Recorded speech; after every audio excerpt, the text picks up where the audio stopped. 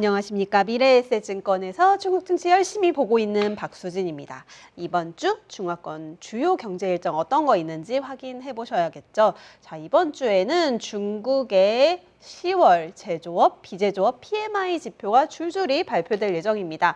10월 31일에는 중국의 국가통계국 기준으로 이제 제조업, 비제조업 PMI 지수가 발표가 될 예정이고요. 11월에는 이제 좀 민영 기업이나 수출 기업 위주인 좀 민영 기관, 조사 기관이죠. 차이신이라는 제조업, 서비스업 PMI 지표가 발표가 될 예정인데, 그래도 뭐 8월, 9월 지나면서부터 그래도 제조업 지수 자체가 좀 좋아지고 있습니다. 그래서 10월에도 조금 더 좋아질 수 있을 것이다 라는 기대감이 있고, 그 안에 세부 항목들 중에서도 특히나 수출이 조금 더 이제 뭐 낙폭을 줄이거나 플러스로 전환할 가능성이 높아 보인다라는 기대감이 크기 때문에 우선은 10월 제조업 지표가 어떤 분위기로 발표될지를 주목해 보시는 게 좋을 것 같고요. 그리고 가장 제일 먼저 발표되는 10월 지표이다 보니까 또 그 분위기를 또 다시 한번 좌우하고 미리 좀 느껴볼 수 있는 지표이다 보니까 꼭 확인해 보셔야 될 것 같습니다. 그리고 10월 마지막이 이제 3분기 실적 발표 다 마무리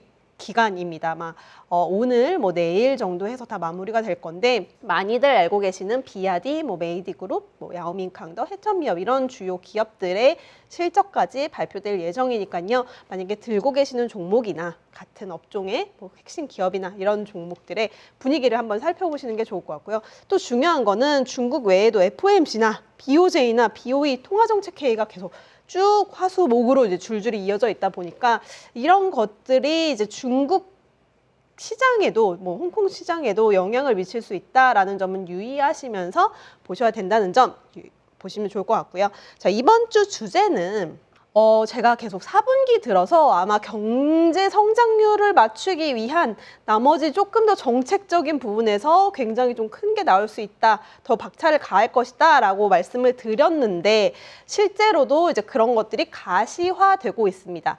경기 회복과 부양에 정말 박차를 가하는 모습들이 나타나고 있고요. 이런 것들이 시장에 좀 어떤 영향을 미칠 수 있는지 말씀드리고자 하는데요. 우선은 이거는 뉴스를 통해서도 많이 보셨을 것 같아요. 자, 1조 위안 규모의 국채 추가 발행을 발표를 했습니다. 우선 재정 정책을 굉장히 확대하겠다라는 점을 이제 주목해 보시면 좋을 것 같은데, 자, 국채를 추가 발행하겠다라는 거는 이제 어쨌든 우리가 재정, 쓸 수 있는 재정의 여력을 더 높여서 필요한 곳에 돈을 이제 더 많이 쓰겠다 라는 건데요. 좀 적자를 감수하고서라도 지금 필요한 곳에 돈을 더 많이 쓰겠다라는 건데, 이제 우선 1조 위안 규모를 발표를 했어요. 그래서 이 중에 5천억 위안은, 절반인 5천억 위안은 올해 4분기에 사용할 예정이고, 남은 5천억 위안은 뭐 내년으로 2월에서 이제 정책의 연속성을 계속 가져가기 위해서 이제 같이 나눠서 쓸 것이다 라고 발표를 했고, 이 발행한 국채는 이제 지방정부에 다 나눠줄 거래요. 지방정부에 나눠줘서 지금 지방정부가 굉장히 좀 뭐 부채 압력 이런 것도 심하고 사실 돈이 없잖아요. 코로나 기간을 거치면서 그 제로 코로나를 쓰는데 필요한 돈을 너무 많이, 그 정책을 유지하는데 돈을 너무 많이 썼고, 여기에 부동산도 안 좋으니까 여기에서 이제 일어나지 못하는 그런 세수나 이런 것들을 걷어들이지 못했기 때문에 재정 수지 압박이 굉장히 심화된 상황이다 보니까 여기에 좀 돈을 주겠다. 알아서 써라. 그래서 이런 거고, 이제 지방 정부별로도 이제 재해 복구라든지, 올해 또 홍수가 많이 났어요. 여기에 엎친 데서 엎친 격으로 홍수까지 났었고, 기존의 부채 구조가 취약했던 지방 정부의 프로젝트를 완성시키는데 도움을 줄 것이다 라는 거고요. 거기부터 도움이 된다라고 하면 그래도 이런 것들이 결국에는 내수 진작, 경기 회복세까지 다시 나타날 수 있다라는 점을 노렸다. 그런 부분들을 목표로 했다라는 점이고요.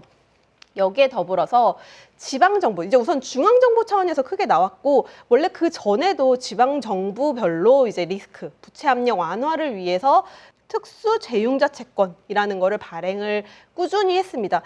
저희가 국경절 직전에 내몽고 지역에서 우리가 이제 이런 특수 재융자 채권을 발행을 해서 지역 내에서 부실한 기업들, 채권 디폴트 날거나 이렇게 된 위험한 이제 기업들을 도와주기도 하고, 지방 정부에서 필요한 용도로 쓰겠다. 그리고 기존에 좀 부채 압력, 만기가 다가오는 것들을 롤오버 할 목적으로 지금 추가적으로 특수재용자 채권을 발행하는 건데요.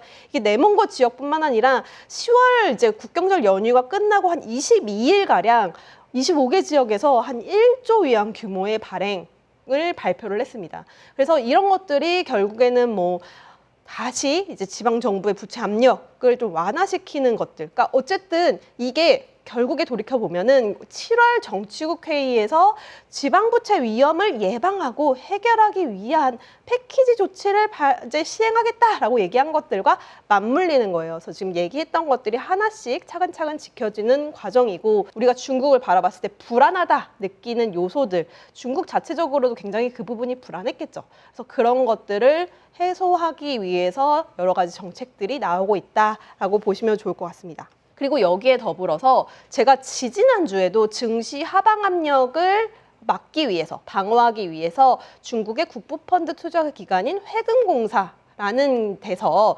국유은행, 4개의 국유은행 지분을 사들이면서 좀 방어를 나섰다. 라는 점을 말씀을 드렸습니다. 근데 그것과 더불어서 그 이후에도 이제 이런 움직임들이 계속 포착되고 있는데요. 자, 국가대표 자금이라는 것들이 지금 이런 국유은행만 사는 게 아니라 중국의 대표 운용사들이 이제 갖고 있는 지수형 ETF, 뭐 CSI 300이라든지 상하이 50지수, 이게 대형주 많이 몰려 있는 거죠. 그리고 과창 50지수, 뭐 이런 쪽, 창업반 뭐 지수, 이런 지수형 ETF 쪽에도 굉장히 많이 이제 좀 자금이 투입됐다더라라는 것들이 최근 들어서 이제 발표가 되고 있다라는 점이죠.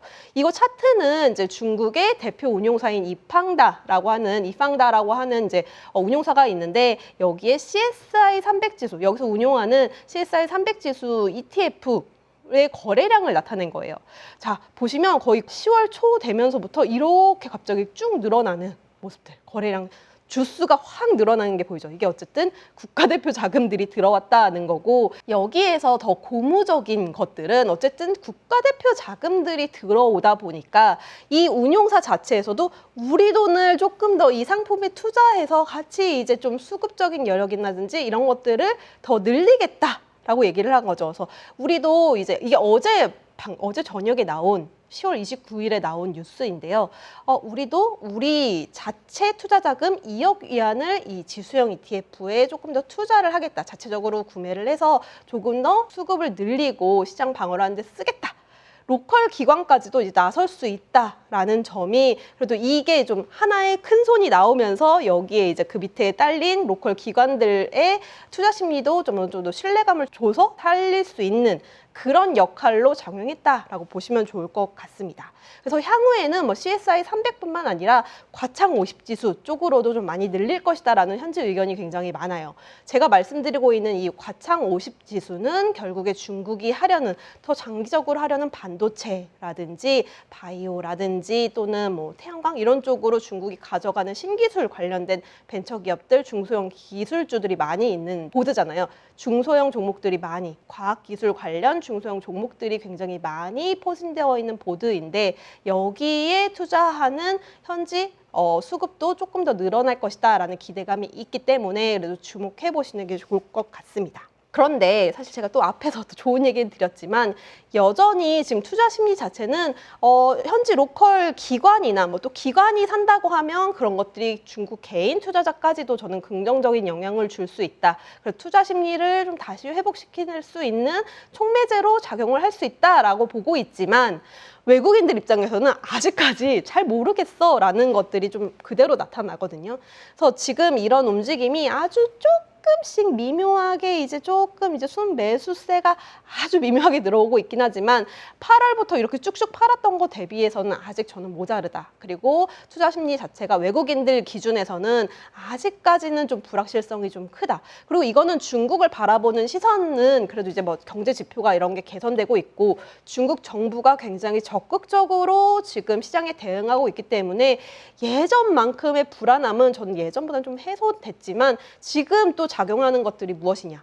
또 미국의 금리라든지 그리고 BOJ 통화 정책이라든지 이런 것들도 사실 민감할 수밖에 없다라고 보고 있거든요. 그래서 아직 좀 글로벌 매크로 이슈도 한번 다시 지켜보면서 외국인들의 투자 심리가 돌아오는지 여부를 좀 지켜보시는 게 좋을 것 같고요. 제가 좀 또 변곡점이 있으면 당연히 보이차에서 업데이트 해드리겠죠. 그래서 이런 부분들 지켜보시는 게 좋을 것 같고요.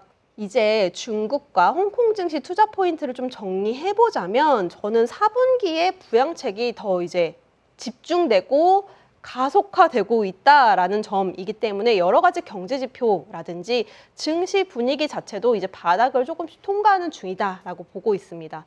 저는 개인적으로 지금 국채 발행 같은 경우에는 중국의 마지막 히든카드라고 생각했던 부분이에요. 그래서 쉽게 내지 않을 것 같은 지금 부양책까지도 되게 적극적으로 확 이렇게 통 크게 내놓은 부분이 있거든요. 그래서 좀 물 들어올 때 노를 저어야 되니까 확실하게 할 거는 하자라는 움직임이라고 저는 보고 있고요. 이런 것들이 결국에는 중국 경기 개선이라든지 경기 개선에 맞물려서 또 증시에도 신뢰감을 주고 투자 심리를 또 제고해서 수급이 조금 더 들어올 수 있는 부분들을 기대하고 있습니다. 그래서 이런 것들이고 그렇게 본다라면 지금 어떤 종목을 계속 투자할 만한 업종이라든지 추릴 수 있을까라고 봤을 때 저는 여전히 소비 관련주들을 주목하고 있는데요. 음식료는 저는 매번 말씀드렸기 때문에 사실 펀더멘털로 그렇게 막 문제가 있다라고 느껴지는 기업들이 그렇게 크게 많지 않아요. 저희가 많이 알고 있는 마시는 술이라든지 이런 쪽 관련된 기업들은 여전히 저는 괜찮다라고 보고 있고요. 최근 들어서 중국 증시에서 좀 분위기 를 타고 저가 매수로 좀 많이 들어오는 업종들이 제약 쪽입니다. 그래서 제약 쪽도 한번 좀 지켜보시는 게 좋을 것 같아요. 손은 안 나가실 것 같긴 해요.